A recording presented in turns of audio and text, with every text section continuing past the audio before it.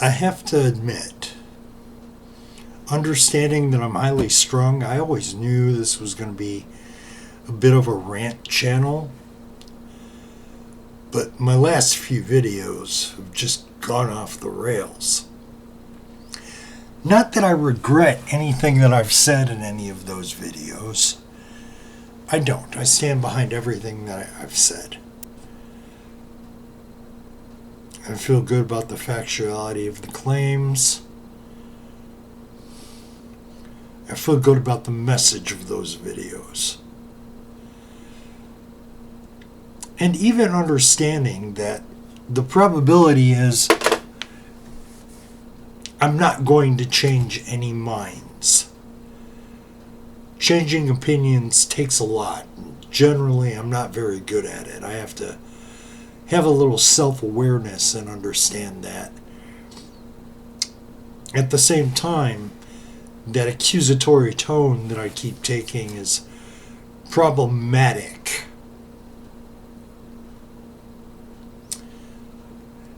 That being said, just a quick recap of my very last video. What's going to happen with Tom Holman taking over operations day to day for ICE? Things aren't going to get better. I'm fairly confident that with this particular Department of Justice, that it doesn't matter how many laws ICE breaks, they're not going to prosecute anyone. I can say that with absolute certainty. It's better than money in the bank. And I can also guarantee, again, better than money in the bank, that Tom Holman will close his eyes to any and all illegal activity by ICE.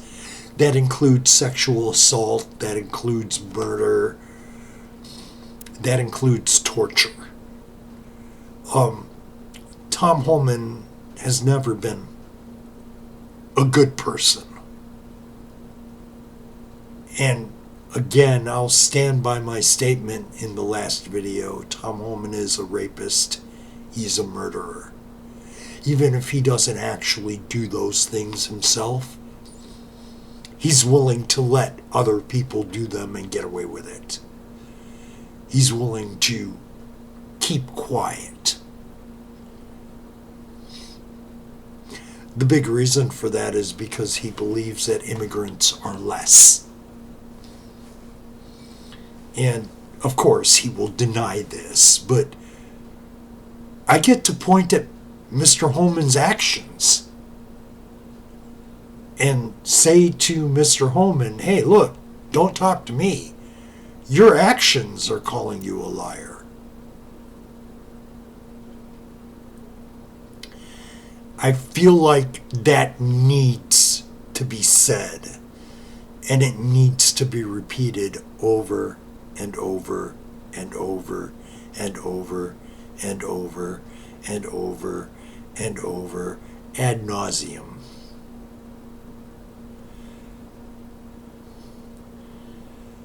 So now, for this particular video, what I feel like talking about is specific problems with conservatism. And I want to narrow the field down a little. I want to talk about parents' choice, which I want to be absolutely crystal clear. I'm entirely in favor of parents' choice. Entirely. I support it even if I disagree with your choices. But here's the thing about that. Using something like sex education in schools as the example. You can't say you're against sex education in schools and then not educate your kids. And for those of you who say, no, that's not what's happening, 70% of the time or better it is. And just look at my own community and I see it. When when a store clerk says to a young girl, oh, you had sex with your boyfriend, and the girl turns to her mother and says, you told her. Yeah, mom and dad didn't teach you. And I have a real problem with that. I do. Now, for those parents that don't know, hey, that's cool. It's understandable. I don't know is a perfectly acceptable answer. At the same time, those kids didn't ask to be born. You are obligated to teach them those life skills. Especially if you're one of those people that says, well, I'm pro-birth. No, I was very specific. Because pro-life, in the right-wing Christian definition, that doesn't exist. We don't have pro-life. The state of Texas is a perfect example. Exceptions for the life of the mother. Only no exceptions apply, ever. Ever. It's not just Texas. You see it in Tennessee, too. Tennessee, a few years ago, had 3 court cases. Georgia sued a woman for abuse of a corpse because she miscarried at home. Yeah, she had a miscarriage. And Georgia tried to prosecute her for abuse of a corpse. So if you're going to be like that, then you have to provide sex education to your children. You have to. And if you don't know, there's a public library. You can go to the library and get books. You can go see your doctor. Your doctor will be more than happy to have those discussions with your child for you. They really are. I mean, insurance companies aside, the medical profession really is in it to help people. You don't feel comfortable having your doctor talk to your kids? You don't know the answers? Get the answers from your doctor, and then talk to your kids.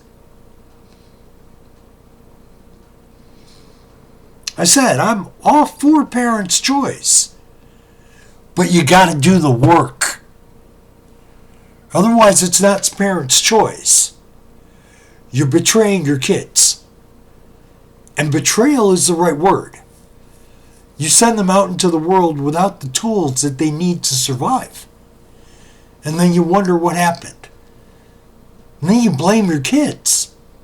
It's not their fault. You guaranteed they were going to fail. I have a problem with abstinence-only education. Now, if you're an abstinence-only person, that's absolutely fine. But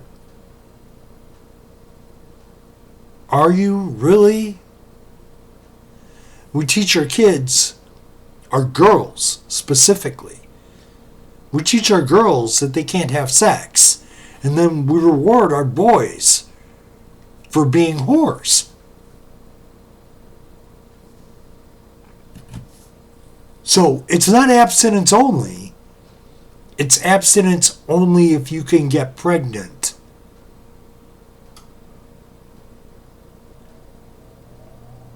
And I can't understand why you don't have a problem with that.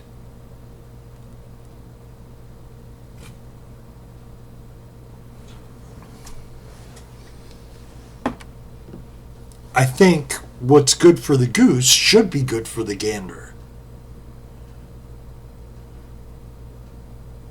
And let's be honest, There is a mountain of data. We've been studying this for the last 50 years intensely. Abstinence education does not work. It fails, period. It fails 100% of the time. It's like duct tape. It's perfect for every application except that for which it was designed, in which case it fails reliably and catastrophically every time. Abstinence education, abstinence only, is not sex ed.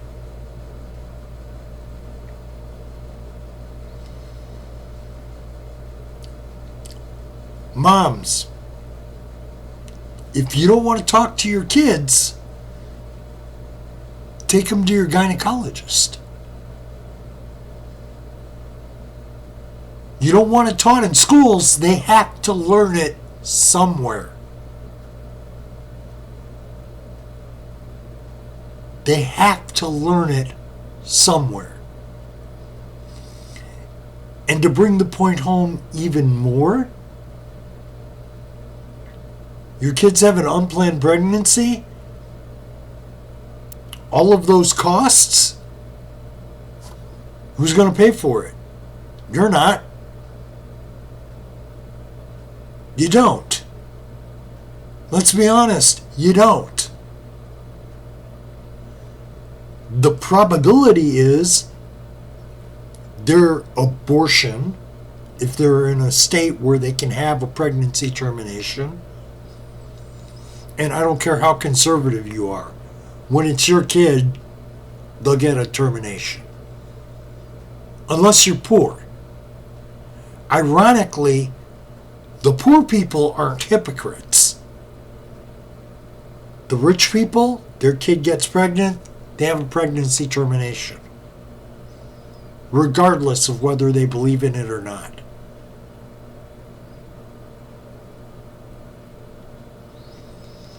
Then when you are poor, kid goes to the hospital, all the expenses are handled by the taxpayers. No. Yeah. The kid gets pregnant. They have to have the baby. The expenses get handled by the taxpayers. The adoption fees get handled by the taxpayers. Making the new baby a ward of estate, that money comes from the taxpayers. Right?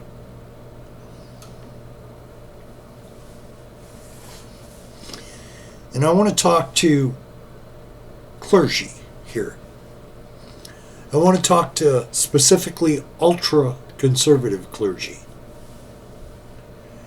So, scientifically speaking, there is an Adam and Eve. They exist. All of our mitochondria traces back to an osteolipithecine that we have named Lucy. All of us directly descend from her.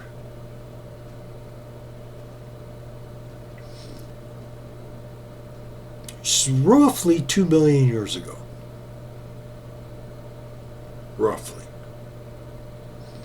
I could be wrong. It's been a long time since I've read the papers. About 100,000 years ago,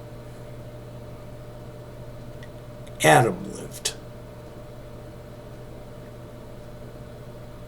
So there's a few 100,000 years in between Adam and Eve.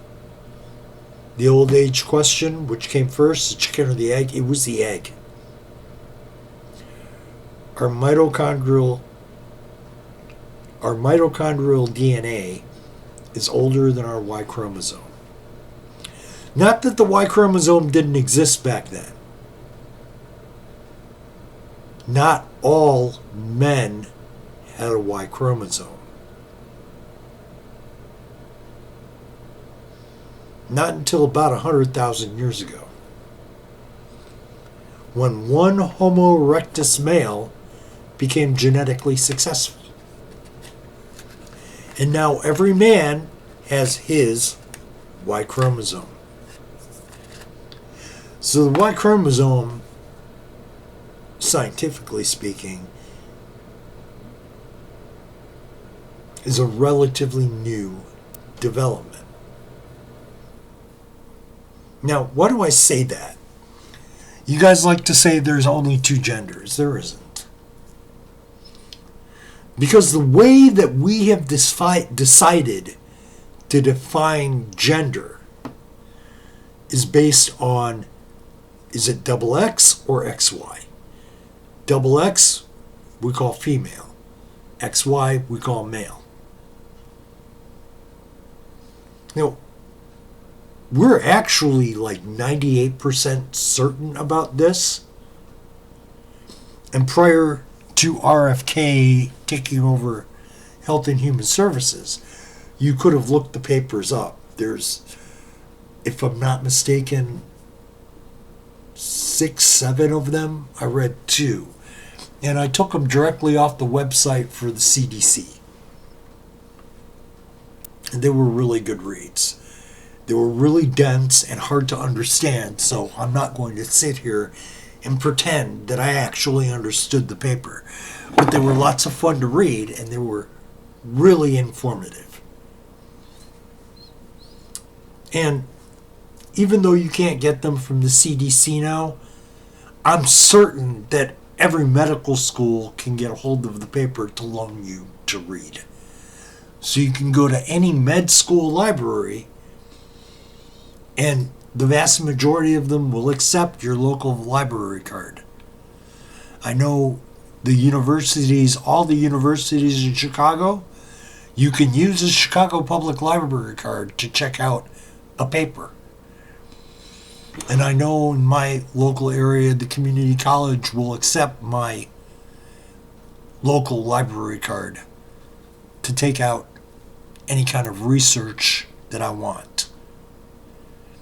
And yes, on occasion I do that. I encourage you to do the same. It's fun.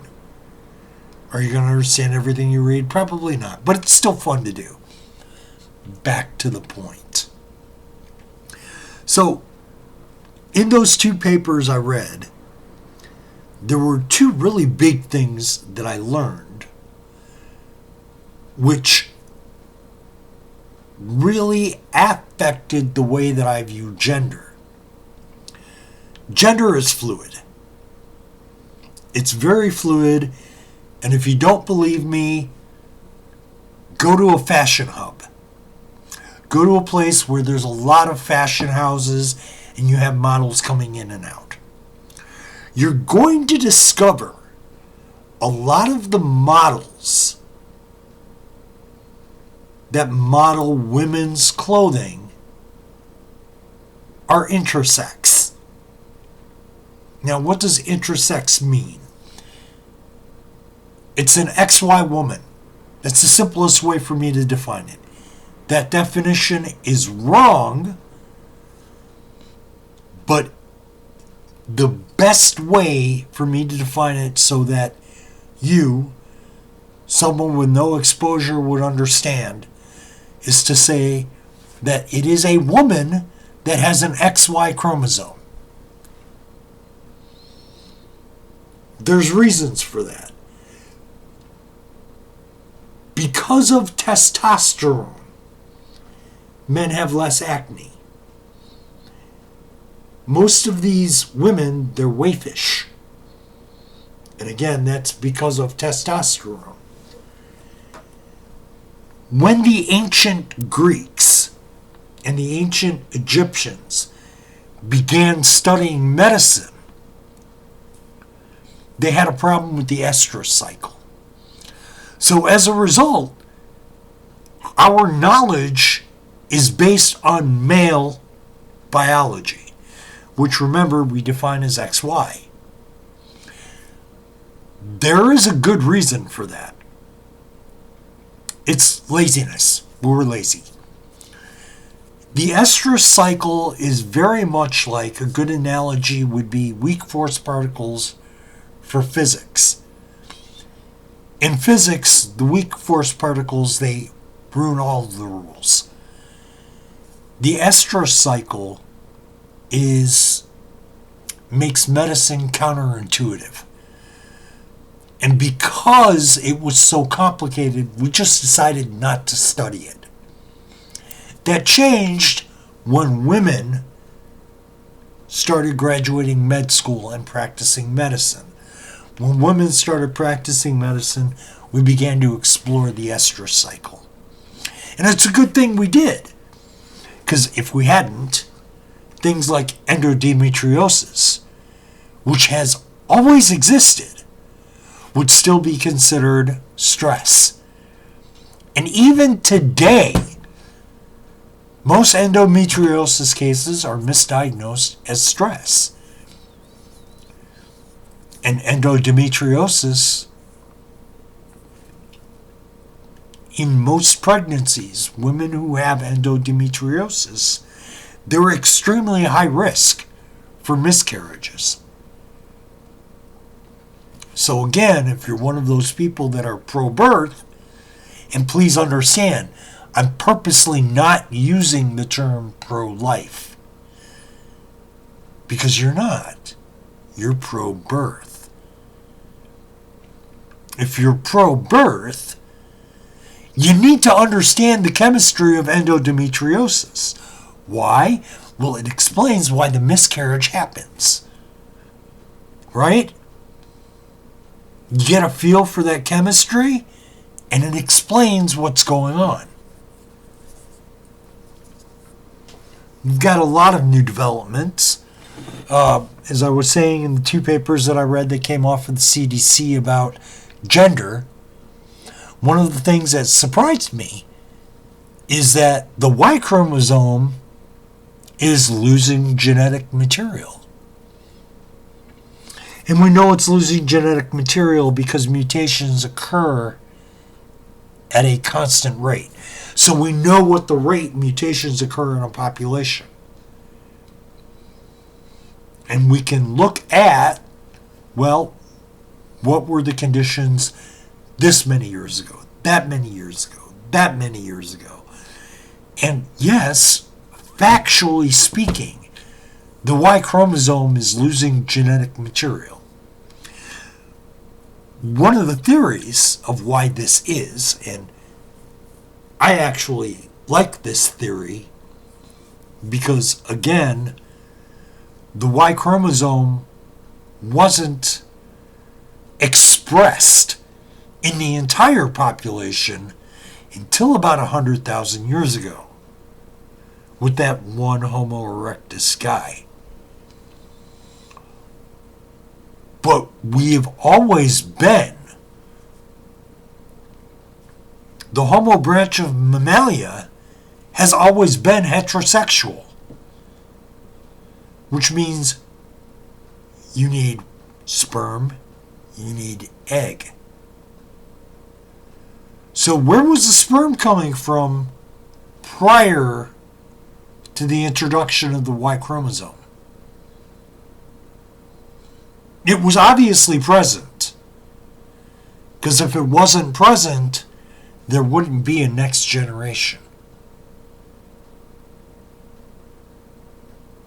So that means that at some point,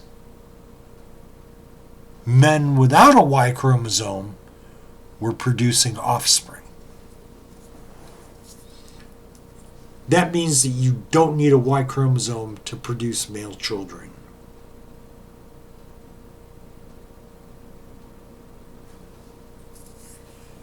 So what's your definition for gender now?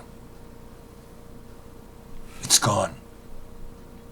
We can't use the traditional XXXY definition anymore. Right? And then again, like I said, you look at, there's a good percentage of supermodels, roughly half, a little bit less, that they're actually XY. You look at them and they look effeminate, They're gorgeous. They're beautiful women. But no, they're actually men. And they're not.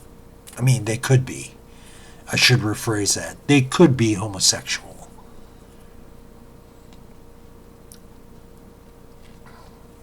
They generally have female equipment, but no ovaries. They have testicles. And all of that is fascinating. It's interesting. I don't profess to be an expert. I don't profess to know a lot about it. But if you're going to be that way, if you're going to say that all of these problems exist for these separate reasons, which they don't, they never have, they never will. But if that's really what you want to believe, then maybe, just maybe, you should look into it. Maybe you should learn a little something about it. Now, I'm not saying become an expert. And again, if that's the way you want to be, remember, you have to teach your kids. And it's okay if you don't know.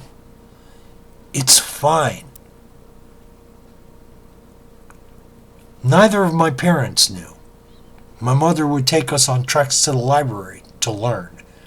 I quite literally learned how to have sex from a how-to book.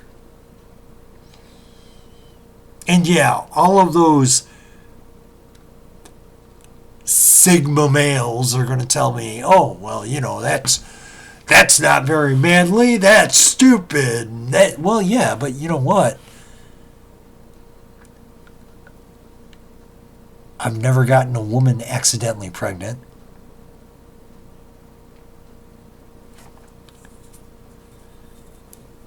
I've never gotten a disease. I've never gotten hurt. I've never hurt anyone. At least not that way. So, when you think about it, all of that came about because of knowledge. When I was active, my proclivities weren't vanilla. I experimented a lot. I did a lot of different things. And I was able to do them safely because I had knowledge. And you only get knowledge by going out and finding it. I said, it's all right if you don't know. It's all right if you're uncomfortable. One of the things that shocked me was that my mom was uncomfortable talking about the subject. I was really, really surprised. And when I learned that she was uncomfortable talking about the subject, I asked her. When I was a kid and we would talk about this, it was so easy to talk to you. There wasn't any perception on my part that she was uncomfortable. And she said to me, because I wanted kids. And that's a part of having kids. It's the price for admission. It's not easy, it's hard. Most of the discussions you're going to have with your kids, they're uncomfortable discussions. Whether you're trying to discipline them, you're trying to teach them a new skill, you're trying to teach them about life, those discussions are all going to be uncomfortable. And it's perfectly fine if you're uncomfortable. I don't feel comfortable telling you when to tell your kids, when to teach them about sexuality, when to teach them about chromosomal chemistry, when to teach them about that genetic sharing. I'm not comfortable telling you when you should. But I think about the time puberty starts, whether you're comfortable or not, you're late having that discussion.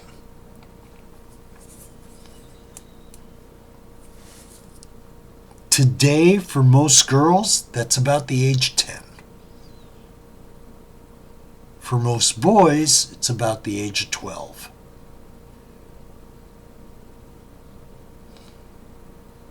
And again, you don't need to know everything. You don't need to be comfortable. You have to broach the subject. And for the stuff that you don't know, be honest. Say, hey, look, I don't know. But here's a resource. You don't know where the resources are? That's fine. That's fair. Your public library. Your public library has great resources. If you live in a college town,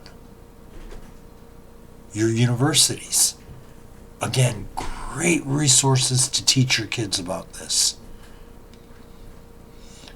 If you're too far away from a university, if you're too far away from a hospital, if your public library is 7 towns over,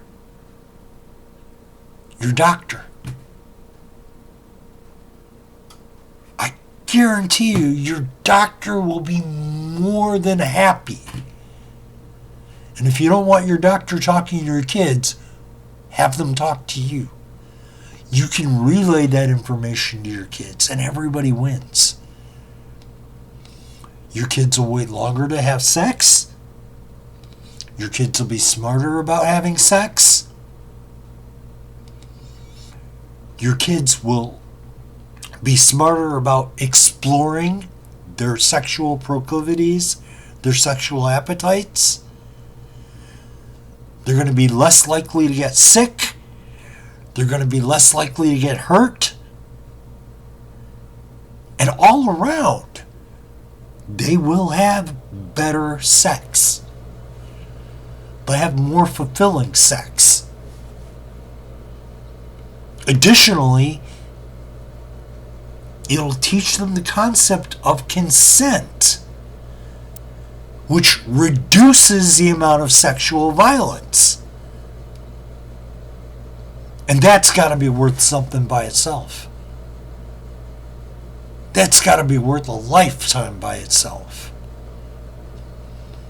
It'll increase tolerance of quote-unquote lifestyles that we're not comfortable with.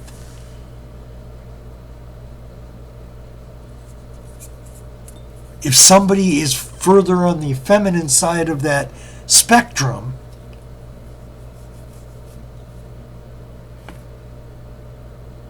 it becomes easier to accept that, well, you know, they're kind of effeminate. Yeah, I can see that they're homosexual. Or, they're kind of masculine. Yeah, I can see that they're homosexual.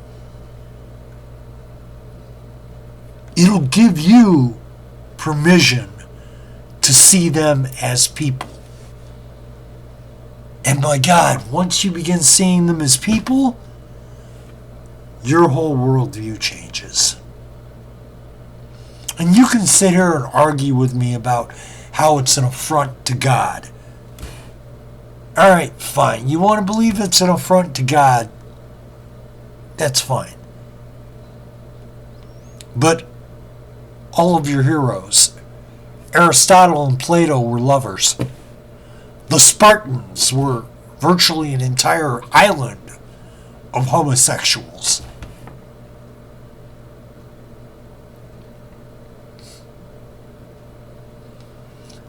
The Hessian general that taught the Continental Army how to fight and win against the British was homosexual.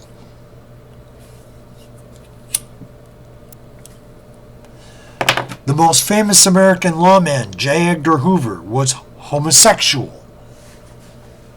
These people have been around forever, and they're going to be around forever.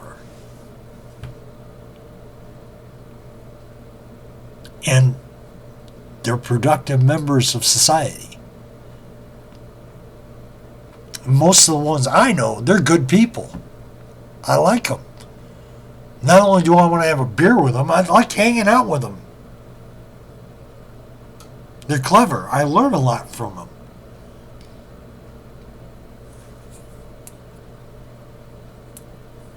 And by teaching your kids sex education at the appropriate time with the appropriate tools, you're going to learn. Oh, well, maybe I'm wrong about these people.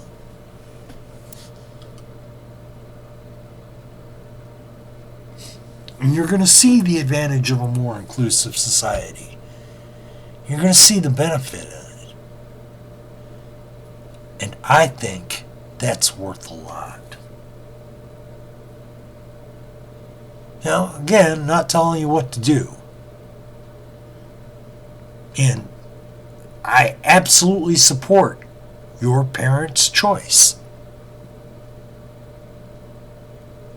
But at some point, you actually have to do the work. Right? Otherwise, what are you doing? And when it happens, what are you going to do? Yes, of course, you're going to blame your kids. You're going to blame society. You're going to blame everybody else. But at the end of the day, when you look in the mirror, you're going to know it was you. It was you that failed your kids. And for what? Because it was a hard discussion to have? I'll tell you, man, they're all hard discussions to have. There are no easy discussions. And usually the harder the discussion, the more necessary. Especially with your specific belief structure. If you're really that conservative to where you think abstinence education is the only way, where you think that homosexuality is truly an abomination,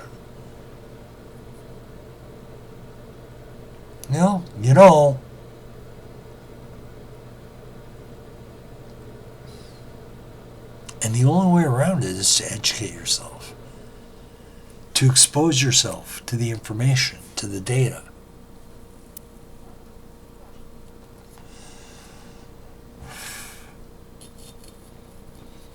And you know what the best part of it is? You don't even have to change your religious beliefs to do it. You think about that.